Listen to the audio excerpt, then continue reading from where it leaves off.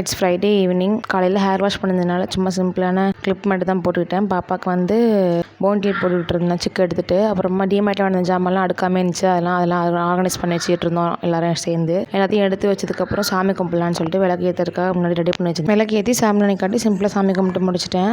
அதுக்கப்புறம் வெளி விளக்கெலாம் ஏற்றி வச்சதுக்கப்புறம் இந்த ஆயில் கண்டெய்னர் வாங்கி ஒரு வாரமாச்சு ஆர்கனைஸ் பண்ணாமல் இருந்துச்சு. அதை ஆர்கனைஸ் பண்ணலான்னு சொல்லிட்டு ஆர்கனைஸ் பண்ணிகிட்டு இருந்தேன். என்னோட கவுண்டர் டாப் ரேக் வந்து எந்த அளவுக்கு நான் ஆர்கனைஸ் பண்ணி வச்சேன்னு சொல்லிட்டு ஃபுல் வீடியோ நாளைக்கு 5 PM கூட அப்லோட் பண்ணிடுறேன். கண்டிப்பாக மிஸ் பண்ணாமல் பாருங்கள். முடிச்சதுக்கப்புறம் பாலே எனக்கு வரவே இல்லை.